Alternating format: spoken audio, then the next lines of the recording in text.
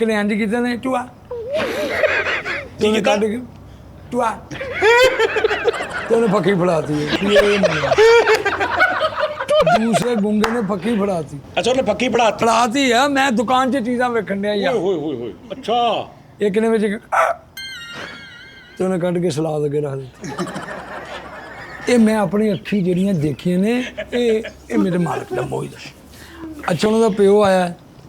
ਅੱਛਾ ਉਹਨਾਂ ਦਾ ਪਿਓ ਓਹੋ ਉਹ ਵੀ ਗੁੰਗਾ ਉਹ ਬੋਲਦਾ ਸੀ। ਅੱਛਾ ਉਹ ਬੋਲਦਾ ਸੀ ਬਲਕਿ ਉਹਨਾਂ ਨੂੰ ਬਹੁਤ ਬੋਲਦਾ ਸੀ। ਅੱਛਾ ਉਹ ਨਾ ਪਿਓ ਕੀ ਆ ਕੇ ਕਹਿੰਦਾ ਉਹਨੇ ਕਹਿਣਾ ਇਦਾਂ ਹੀ ਆ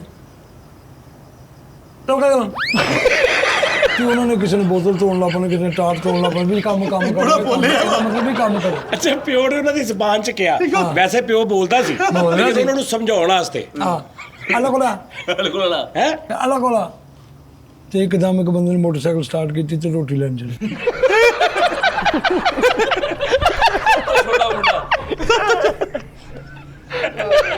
ਜਨਮਨ ਕਰਨਾ ਨੇ ਜਨਮਨ ਇਹਨੂੰ ਕਹਿੰਦੇ ਨੇ। ਇੰਨੀ ਗੱਲ ਤੋਂ ਏਡਾ ਹੀ ਵੱਡਾ ਕੰਮ ਕਰ ਲਾ ਐਕਸਪ੍ਰੈਸ਼ਨ ਯਾਦ ਕਰ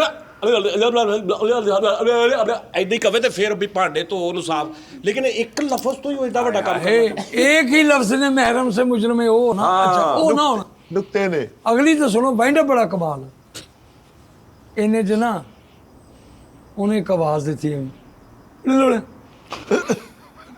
तो सारे नमाज पढ़न लगे।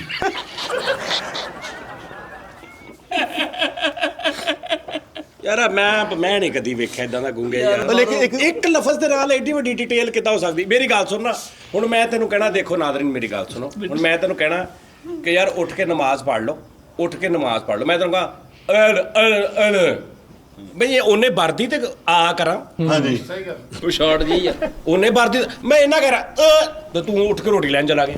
ਤਾਜੀ ਆਈਟਮ ਲੰਬੀ ਆ ਭਾਜੀ ਸ਼ੌਟ नहीं नहीं जी ਤੁਸੀਂ ਕਿਹਾ ਆਇਆ ਸੀ ਅੱਛਾ ਇਹਦਾ ਮਤਲਬ ਇਹ ਸੀ हाँ भाई ਇੱਕ ਟੀ ਟਾਈਮ ਕਰੀਏ ਪੂਰਾ ਮੈਂ ਕਹਾਂ ਤੂੰ ਮਿੱਠਾ ਪਾਸ ਕਰ ਲਾ ਦੋ ਤੇ ਮੈਨੂੰ ਕੁੱਟਣ ਲੱਗ ਪਈ। लेकिन इस तो पहले मालिक तुहानू गुंगे करे ना फेर ही है ना। ਨਹੀਂ ਮੈਂ ਸਮਝ ਗਿਆ ਹੁਣ ਤੁਹਾਨੂੰ ਕੀਤਾ ਸੀ ਮਾਲਕ ਨੇ ਤੁਸੀਂ ਵੀ ਤੇ ਕਿਹਾ ਨਾ ਆ ਜਾਓ। ਆ ਦੇਖਣਾ ਹੁਣ ਮੈਂ ਬਸ ओ नहीं ਸ਼ਰਟ ਕੱਲ ਨੂੰ ਬਦਲ ਲੂੰਗਾ।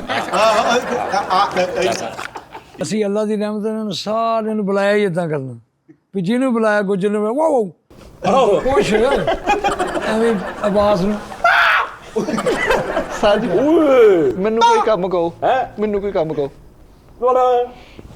ਕਿੱਧਰ ਉੱਤੇ ਬੈਣ ਲੱਗਾ ਤੁਸੀਂ ਕਿਹਾ ਨਹੀਂ ਇਹਦਾ ਨਾਮ ਗੋਂਗੇ ਦੀ ਰਹਿਮਤ ਨੂੰ ਗੁੰਗਾ ਜਾਣੇ। ਸੌਂ ਜਾ ਮੇਰੀ ਬਾਂਹ ਰੱਖ ਕੇ ਸਰਾਣੇ ਐਵੇਂ ਨਹੀਂ ਕਿਸੇ ਨੇ ਕਿਹਾ।